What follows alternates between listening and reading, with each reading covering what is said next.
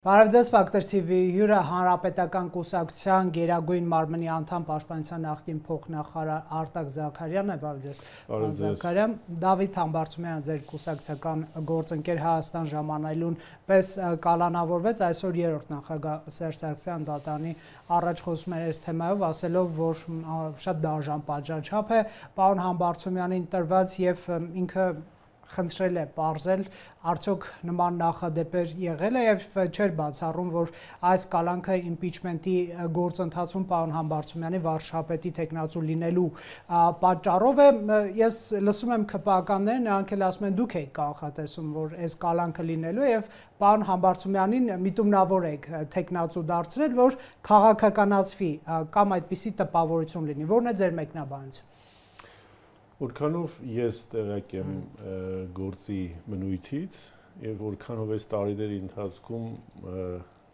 ԿՊ-ի իշխանության զավթելուց հետո ըստ էության դատական համակարգի լոգիկա հասկացություններ փորձում ես հասկանալ, որովհետեւ օրենքը շատ հազվադեպ է, որ օրենքով է ինչ-որ մի բան արվում, մնացածը դատական համակարգի նպատակահարմարության եւ տրամաբանության անտրամաբանության շրջակայքում։ Եվ որքանով ես տեղյակ եմ Դավիթ Համբարձումյանի դեմ հարուցված քրեական գործից, այս 7 տարիների ընթացքում երբեք որևէ մի փոքր անգամ կասկած չի եղել, որ կարող է գործի շրջանակներում այնպիսի այսպես դատական վճիռ կայացվի, որը նույնիսկ կարճ ժամանակով կալանքի ենթադրվի կամ բան, որովհետև նմանատիպ ասպասելի է 6 տարի 3 ամիս։ Այո, նմանատիպ գործեր, ըստ էության, ասենք մարդ են գցել մեքենայի տակ գործը հարուցվել, իբրև թե քննել են 2 տարի են տվել, հիմա ինչ որ մի նկատի ունեք վարչապետի ավտոշահասան։ Այդ թվում նաև, այո, այդ թվում նաև, այդ թվում եւ ոչ միայն նմանատիպ դեպքեր էլի կան, զուտ ուղղակի քաղաքացիների շրջանում։ Ես դեռ ուզում եմ այսպես իշխանություններին ինչ-որ մեղմացնող ոչ քաղաքական նպատակով ինչ-որ բան հասկանալ, հա, ինչքան էլ վերլուծում ես, էլի բոլոր ճանապարհները բերում են նրան, որ չէ, այսինքն ամեն ինչ հստակ հաշված է, 3 ամիսներ գումարել են, հենց միայն նրա համար, որ Դավիթ Համբարձումյանը հայտնվի անազատության մեջ։ Եթե 6 տարի լիներ,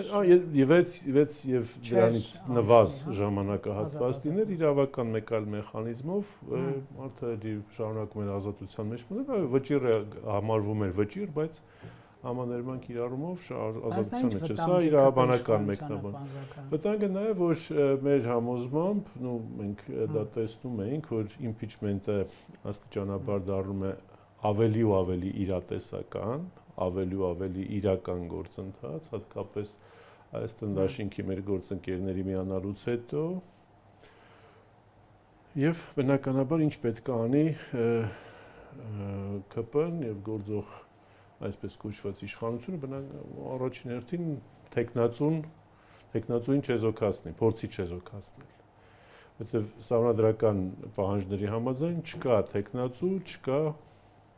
գործընթաց։ Պարոն Սարգսյանը ասաց կշարունակի մնալ վարչապետի։ Այո, կշարունակի, որովհետեւ մեկ այլ իրավական մեխանիզմով բողոքարկվելու է եւ վերադասության կարգով դատարաններին խնդրվելու է, որպեսզի վերանայվի այս անհեթեթ բողոքարկելու վճիռ։ Եվ այդ ընթացքում, քանի դեռ գործը բողոքարկման մեջ է, օրինական ուժի մեջ մտած վճիռ գոյություն չունի եւ Դավիթ Համբարձումյանը լիարժեք իրավասու է օրենքով սահմանված կարգով եւ սահմանադրության նորմին համապատասխան շարունակել մնալ Հայաստան դաշինքի եւ պատիվ ունեմ դաշինքի կողմից առաջադրված վարչապետի տեխնացու վարչապետին անվստահություն գործող վարչապետին անվստահություն հայտնելու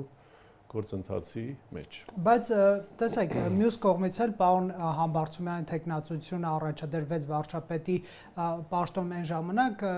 քչերն էին հասկանում թե ինչու նա եւ ոչ, ասենք, պարոն Աշոտյանը կամ դուք կամ պարոն Շարմազանովը, որոնք ավելի քաղաքական մարդիկ են, ավելի կարող են ընկալվել որպես ընդդիմության տեխնացու եւ ընտրվեց գործիչ ամենայն հարգանքով ոչ այնքան քաղաքական գնահատականներով հանդես եկած, այո, ընտրվել է պարոն Համբարձումյանը Մասիսում, բայց չենք էլի համեմատի պարոն Աշոտյանի հետ քաղաքականացվածության առումով կամ նույնիսկ ձեզ հետ, հա, ինչու եք նրան ամեն դեպքում ընտրել, եթե ոչ, այսպես ասենք, կալանքը կանխատեսելով եւ քաղաքականացված, այսպես ենթատեքստ տալու նպատակ չկար։ Ինչու հեզնա պարոն Ազաքյան։ Հանրապետական կուսակցության տեսադաշտում եւ մենք պարտադիր չէր մեր համար, որպեսզի մեր կողմից առաջարկվող գործընթացում տեխնացում լինի հենց հանրապետական կուսակցության անդամ։ Եվ այդ տեսանկյունից մեր տեսադաշտում շատ տեխնացուներ են եղել, մեկը մյուսից ավելի, հա, պատրաստված, ավելի տվյալ գործընթացի համար, հա, կարճատև կառավարության գործունեության համար բոլոր չափորոշիչներին եւ պահանջներին բավարարող եւ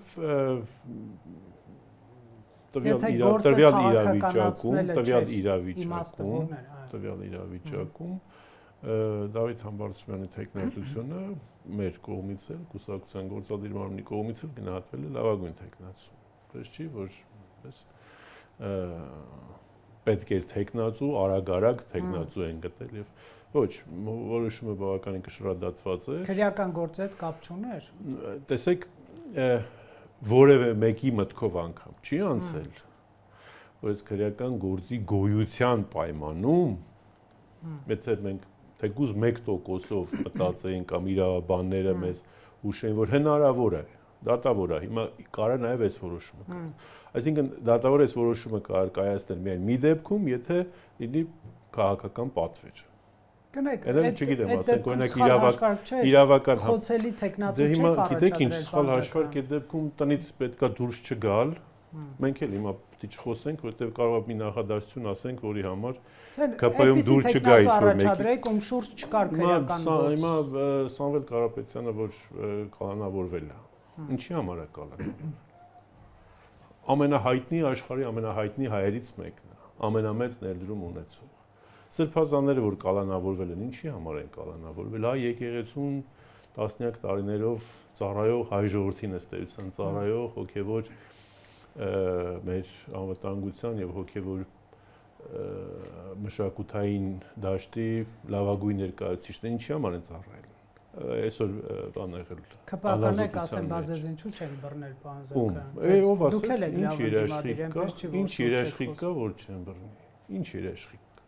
Որևէ մեկը կարա երաշխավորի, որ չէ, փողոցը սխալ անցնելու համար, ոչ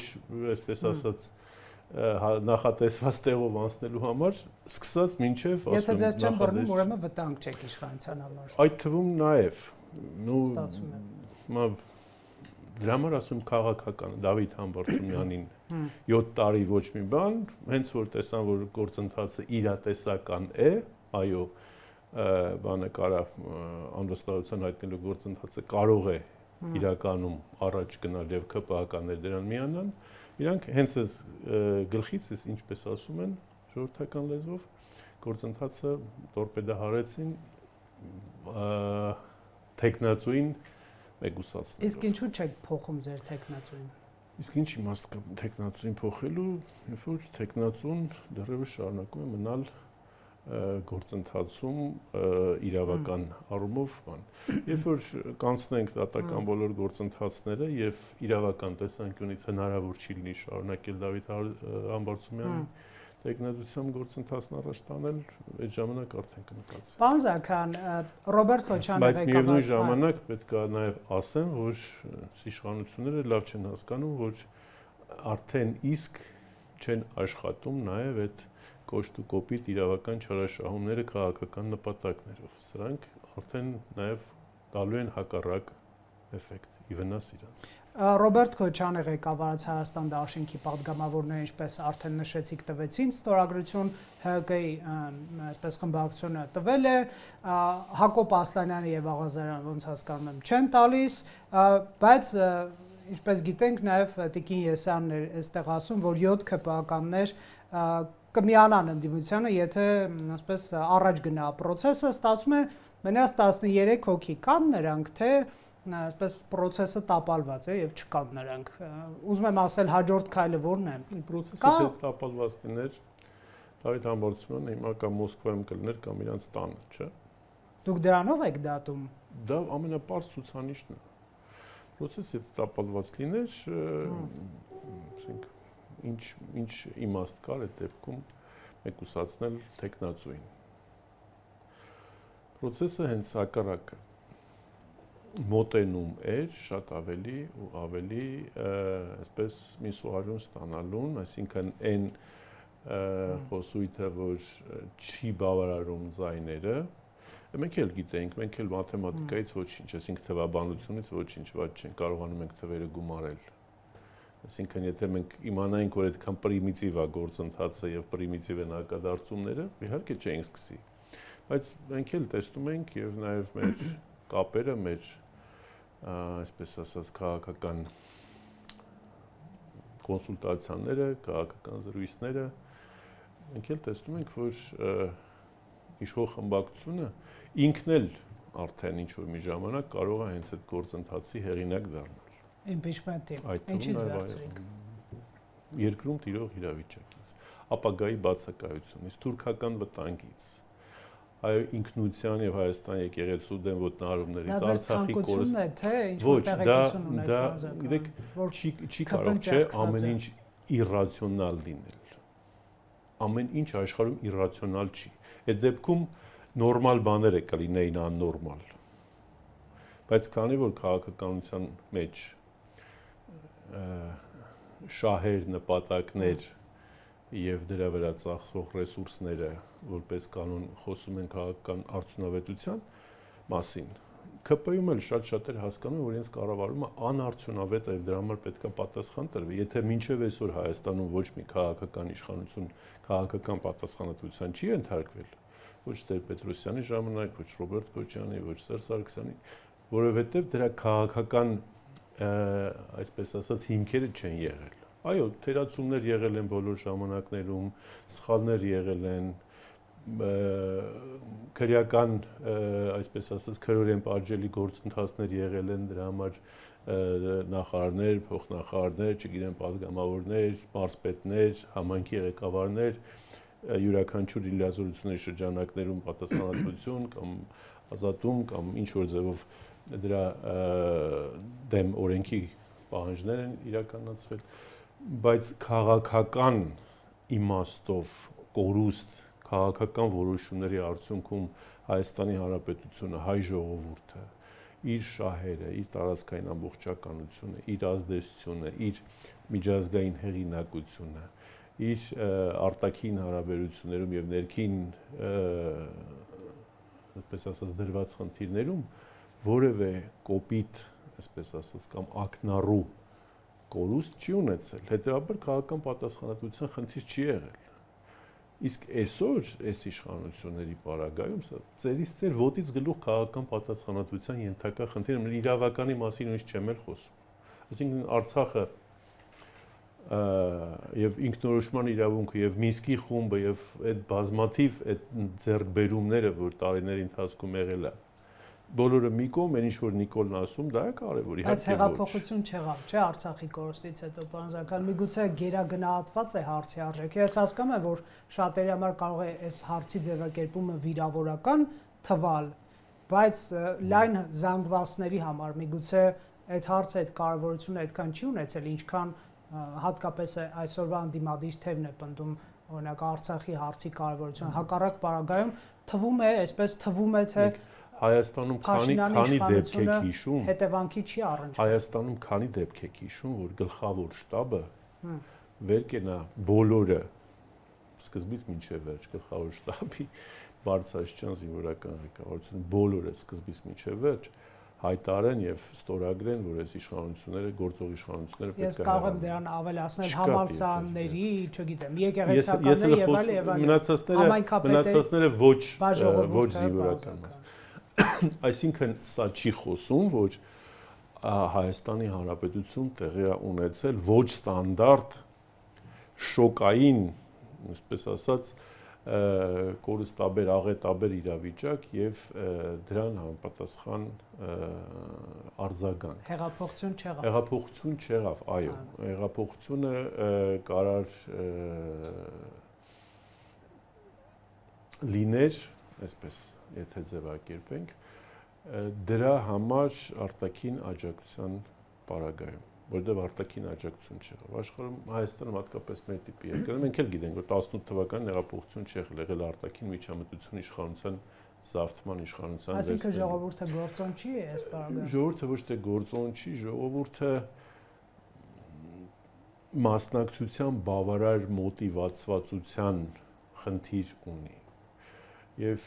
այս իմաստով եթե համարենք, ասենք ամբողջ մտավորականություն, ամբողջ մտավոր էլիտան, քաղաքական էլիտան, քաղաքական ակտիվ հատվածը, քաղաքացիական ակտիվ հատվածը ընդվզեց։ Բայց պարզվեց, որ եւ արևմուտքին եւ մնացած բոլոր գործընկերներին եւ հատկապես Թուրքիային շատ կարեւոր էր այդ կապիտուլյացիոն կամ կորստաբեր իշխանության շարունակումը Հայաստանի հենց այդ տրամաբանության մեջ 26-ին ընդառաջ բանական։ Եվ ներողություն, որպեսզի այս միտքը ավարտենք, չվերադառնանք այս հարցին, ասեմ, որ սա ամենացավալին է, որ այս իշխանություն կոչվածները Հայաստանը դրել են ամբողջությամբ արտաքին կախվածության մեջ։ Եկեք այս հարցին մի քիչ կողմենք։ Հիմա իրանք որ ասում են, եկեք համադրությունը փոխենք, թե չէ պատերազմ կլինի, դա ինչ արտաքին կախվածություն չի։ Կարա Գերմանիան պատերազմի վտանգով Ֆրանսիային անընդհատ պարտադրի ինչ-որ բան։ Կարա լավ համարժեք պետություններ ասեցի։ Կարա Թուրքիան պատերազմի վտանգով Կիպրոսին անընդհատ ինչ-որ բան պարտադրի։ Իհարկե ոչ։ Գնայք, միգուցե ես ամեն դեպքում ուզում եմ հարցանչեցնել, միգուցե Փաշինյանին հաջողվել է արտաքին աշխարհի գործընկերներին ապացուցել, որ բոլորի այսպես ասենք եւ Հայաստանի համագործակցության ունակ կերպարը ինքն է։ Տեսեք, ինչ նկատի ունեմ։ Երբ որ ընդդիմությունը ասում է, ասենք օգոստոսի 8-ը կխմբագրենք, այլ տեսքով կամ կհրաժարվենք, տարբեր բաներ են ասում, Փաշինյանն ասում է, տեսեք, հարգելի Ամերիկա, ես համաձայն եմ, սրանք գալու են խմբագրել։ Հարցնում են ասում են, որ գաք իշխանության նոյեմբերին ինչ է կանելու, փոխելու է։ Հենց դա է։ Ընդդիմությունը ասում էր, հա, դա դավաճանական փաստաթուղթ է, մենք կգանք, Փաշինյանը չէր ասում, որ ես դա չեմ կատարելու, բայց 9-րդ կետը ըստ էության չկատարեց, չասեց, բայց չկատարեց։ Ռուսաստանը, մեր ժողովուրդը գիտեք, ինչքան մեծ սպասելիքներ ուներ եւ ինչ ստացանք, հա, այսինքն պարտավորությունների գրեթե չկատարում եւ այս պայմաններում անգամ Հայաստան դուրս չեկավ հապկից եւ ԵՏՄ-ից, այսինքն թվում է թե Փաշինյանը այսպես հակառուս է, բայց Ռուսաստանի ուղղությամբ նա կարողացել է իր նկատմամբ գոնե ինչ որ այսպես կայուն ընկալելի իրավիճակ ստեղծել։ Իրանի պարագայում, տեսնում եք, ինքը ասում է, եկեք դուք էլ մասնակցեք կոմունիկացիոն նախագծերի ստեղծմանը, դուք էլ կօգտվեք։ Ադրբեջան եւ Թուրքիա, այդ տեսեք, մեր ընդդիմությունը պատերազմ է, մղում գալու է պահանջներ ներկայացնի։ Ես փակում եմ այդ էջը, եկեք գնանք խաղաղության եւ համագործակցության։ Ամերիկան ասեցի արդեն Թրամփի ուղի, Ֆրանսիա, Եվրամիություն, հարգելի Եվրամիություն, ՀՀԿ-ն IPP-ի անդամ է, բայց չէ որ ես եմ հայտ ներկայացրել եւ միգուցե Գառնանը ընդհանրապես հայտ կներկայացնենք, հա, այսինքն չեք կարծում, որ ընդդիմության բացթողումն է, որ նաեւ Հայաստանի իշխանությունը կարողացել է իր շուրջ ձևավորել միջազգային կոնսենսուս։ Դուք դա արտաքին կախվածություն եք ասում, ես կոնսենսուս կուզեի։ Միջազգային կոնսենսուս ինչի շուրջ։ Փաշինյանի մնալու, որ եթե Փաշինյանը չլինի, այս ամեն ինչը հետ կշրջվի։ Չէ, ես հարց հասկացա, դրա համար ձեր հարցին պատասխանելու համար ուզում եմ կոնսենսուսի սուբյեկտը ֆիքսենք։ Դրա համար եմ հարցնում ինչի շուրջ, այսինքն սուբյեկտը հետևյալն է։ Այո, կոնսենսուս, բայց ոչ թե Փաշինյանի պահելու, այլ Փաշինյանի պահելու, որպեսի այդ ինչին են գալիս, էլի, որպեսի շարունակեն Հայաստանից վերցնել։ Փաշինյանին ինչի բերեցին իշխանության, որպեսի Արցախը փոկեն Հայաստանից։ Հիմա ինչի պահեցին նորից 21 թվականին եւ շարունակում են պահել։ Թուրքիան եւ Ադրբեջանը եւ թուրքական պետությունների աջակցությունը, թուրքական պետությունների կազմակերպություն կգիտեք, եւ նրանց շահերի տիրույթում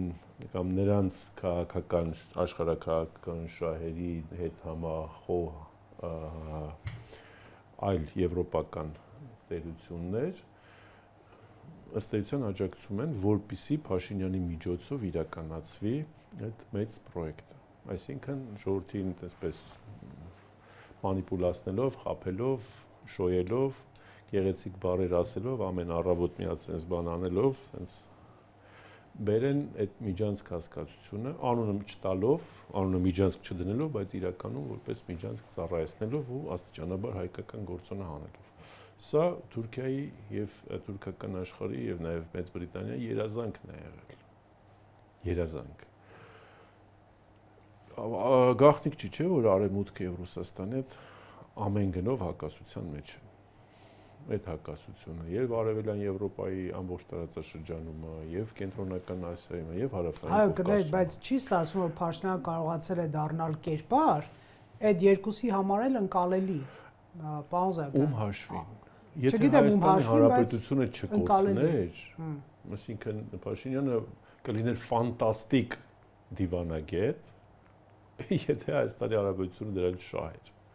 Բայց եթե Հայաստանի Հանրապետությունը կորցնում է դրանից, դա նշանակում է, որ մարդը տորգի է գնացել իր պաշտոնը պահելու դիմաց պատրաստ ցանկացած բանի։ Պետք է ռուսներին խաբել գցել։ Գնացինք ռուսներին խաբել գցելու ռիսկով առնելու, Փաշինյանը ոչ, Հայաստանի Հանրապետությունն է դժողը դնելու։ Պետք է եվրոպացիներին խաբել գցել։ Գնացինք ռուսների հետ միասին, ով ալնելու դժողը, ում շահերն են դժվելու։ Նիկոլ Փաշինյանի ոչ։ Չեք կարծում ընդդիմության մեղքը կա։ Հայաստանի Հանրապետություն։ Ընդդիմության մեղքը իհարկե կա։ Ասեմ ոչ կնեք։ Չէ, ես ավելի լավ կասեմ, քան դու։ Ապակայունացման տրամաբանություն։ Ես ավելի կոշտ կասեմ ընդդիմության մեղքը, քան դու։ Ընդդիմության մեղքը կա նախ նրա համար, որովհետև ընդդիմությունը եւս քաղաքական իշխանության մաս է եւ քաղաքական գործընթացների համար իր մասով պատասխանատու է։ Եվ ընդդիմության ամենամեծ մեղքը նա է, որ ինքը ունենալով մեկ օրակարգ միասնական։ Բոլորի մոտ ում հարցնում ես, ասում է առաջին հերթին իշխանապողություն, հետո նոր մնացած բաները։ Բայց այդ առաջին հերթին է թիվ 1 օրակարգի թիվ 1 հարցը լուծելու համար բոլորն էլ հասկանում որ պետք է միասնականություն։ Եվ այդ միասնականությունը չկա։ Այս է ընդդիմության մեղքն է, որը ոչ թե այնպես թույլ թեթև մեղ կա։ Ասենք կարանք չէ արդարացնենք, ասենք տարբեր քաղաքական ուժեր են, տարբեր հայացքներ ունեն, ինչ անենք, մի տենց էլ ալու։ Ոչ, տուժվում է հայրենիք։ Եթե նորից եմ ասում Հայաստանը դրանից չտուժվեր, հա ոչինչ, ընդդիմությունելով ասես, որ պետք է հիմա գա իշխանության, թող 10 տարի հետո գա իշխանության կամ ընդհանրապես չգա։ Բայց տուժվում է Հայաստանի Հանրապետությունը, այս իշխանություն կոչվածը արդեն հակացուցված է Հայաստանի Հանրապետությանը։ 7 տարին բավարար է բժիշկներին հասկանալու համար, որ այս մարդուն չի կարելի սառը ջուր խմել։ Այս մարդ հենց սառը ջուր է խմում, հիվանդանում է։ Հայաստանի Հանրապետությանը չի կարելի ՔՊ-ի նման իշխանության, որտեղ հենց սրանք ինչ որ քաղաքական որոշում են կայացնում։ Դրանից տուժվում է Հայաստանի Հանրապետությունը։ Դրանից տուժվում է Արցախը, դրանից տուժվում է Սյունիքը, դրանից տուժվում է Հայաստանի ներքաղաքական իրավիճակը, արժեքային դաշտը, տնտեսությունը,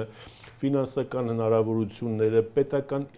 իմիջը, անկախությունը, ինքնիշխանությունը, ամեն ինչը։ Թե պարոն Զաքարյան,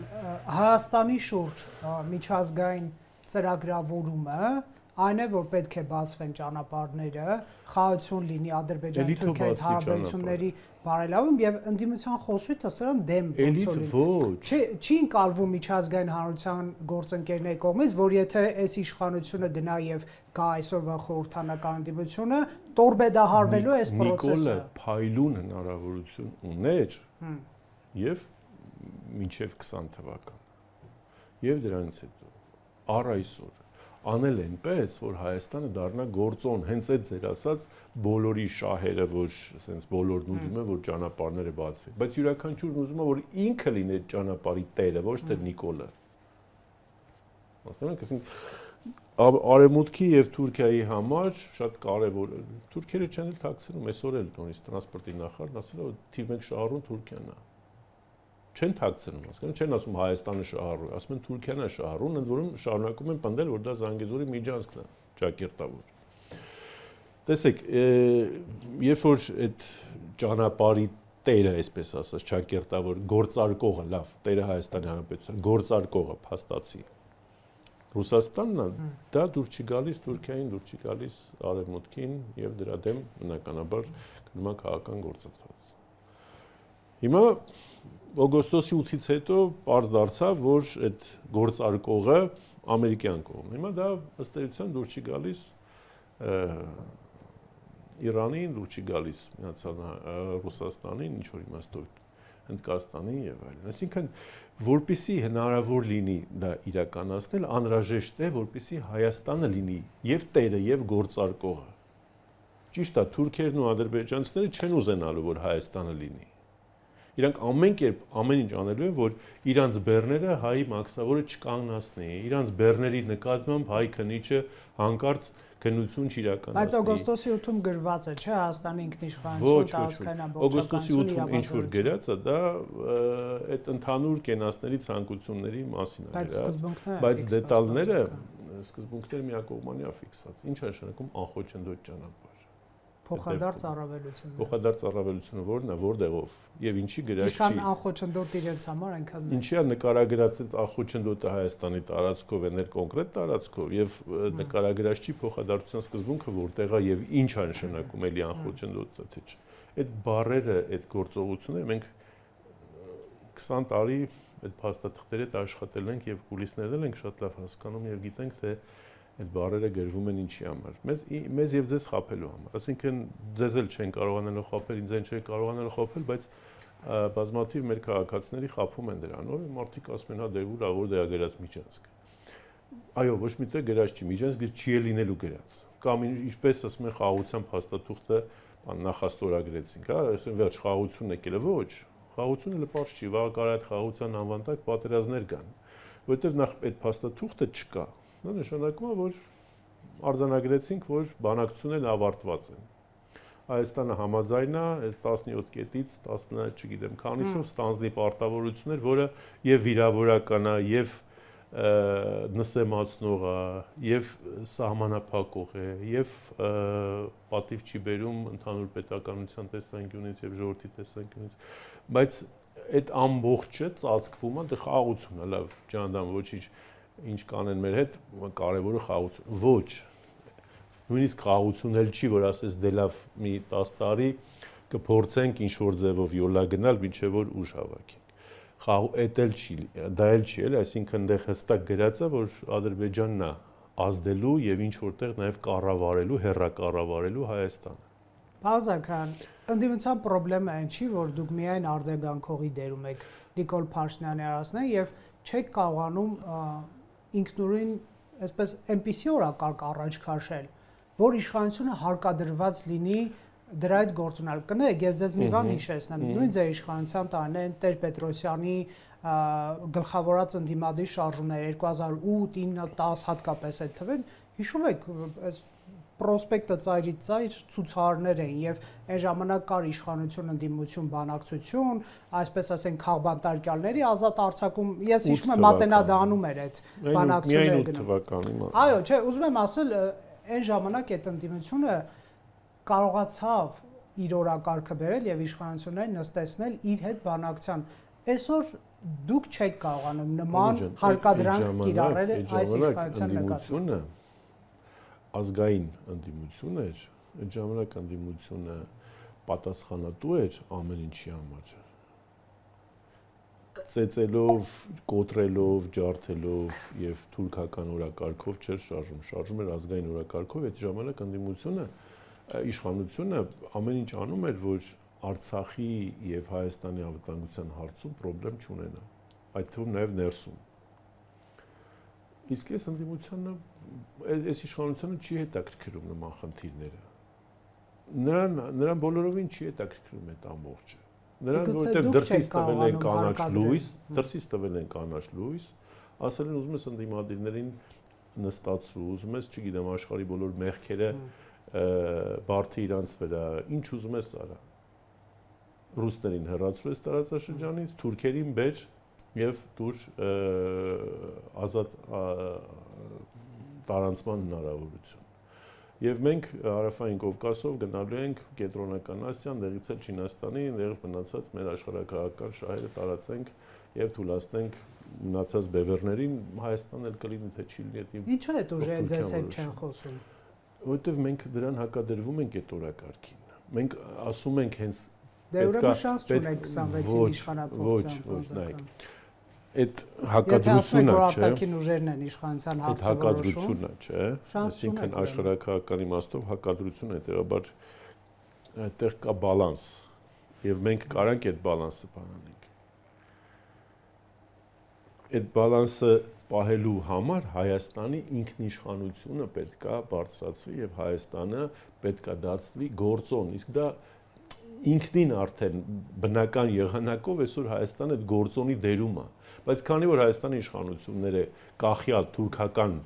իշխանություններից կախյալ իշխանություններ են, իրանք վախում են գործոն հանդիսանալ, ասում են ժողովրդին էլ վախացնում են, ասում են հենց մենք գործոն լինենք, պատերազմ լինենք։ Ինչի են այդ խոսույթը բերել։ Չեն զգում թիկունքում բանզակը։ Մեր շնչառությունը հենց զգում են, միանգամից տանում նստացնում են։ Բա Տեր Պետրոսյանի դիմության շնչառությունը ո՞նց եք դուք զգում։ Մենք Հա, զգում եք իրապես, եկեք խոստովանենք, հատկապես այդ առաջին տարիներին, նորից եմ ասում, մենք իշխանություն ենք, որ 18 թվականին հրաժարական տվեցինք, որ հանկարծ երկիրը դրանից չտուժի, դուք ուզում եք մեզ եւ Նիկոլին համեմատեք։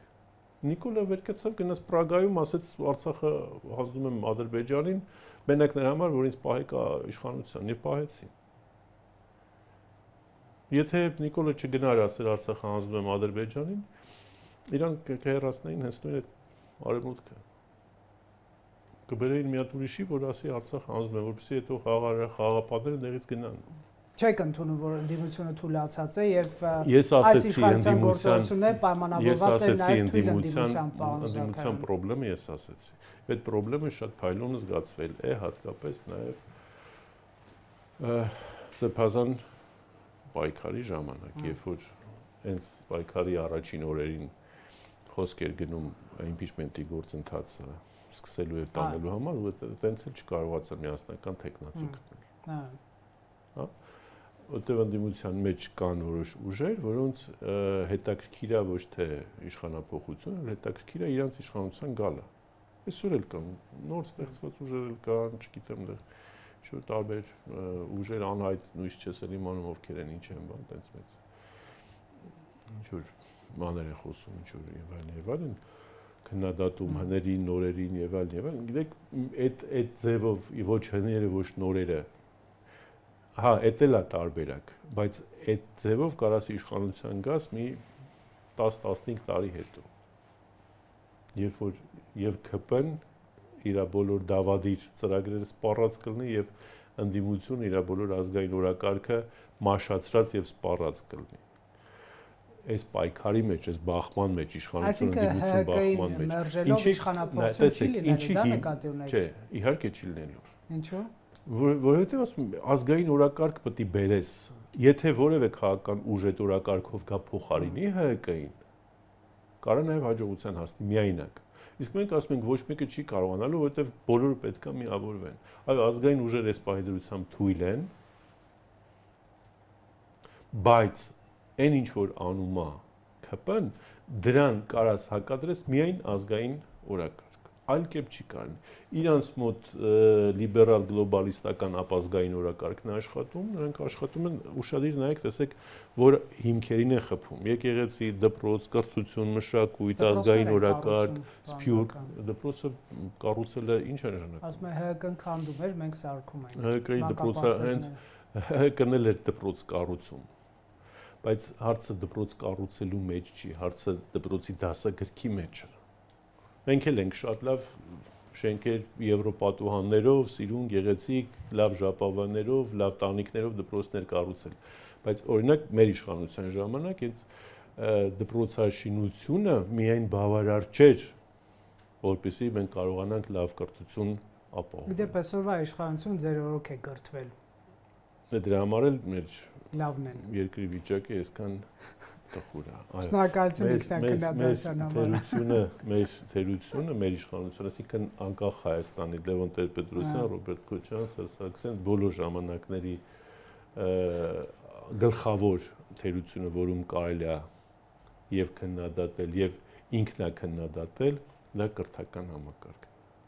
որի վրա բավարար ուշադրություն։ Այո, փող հատկացվել է դպրոց սարքելու, տանիք սարքելու, վերանորոգելու, կահավորելու, ամեն ինչ շատ լավ անելու, գեղեցիկ սիրուն, բայց մենք չենք գնացել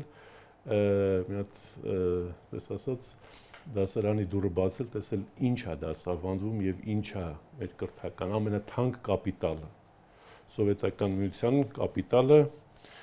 ամենաթանկ կապիտալը դա դպրոցն էր, սովետական դպրոցը, որի դեմ արևմուտքը շատ երկար տարիներ պայքարել է։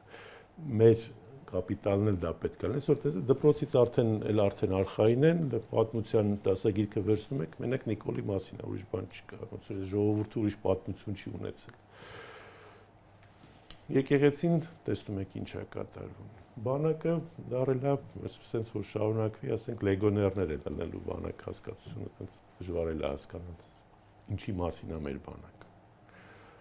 Եթե այսպես շարունակվի, բայց ասում եմ հասարակության մեջ կա շատ մեծ պոտենցիալ ազգային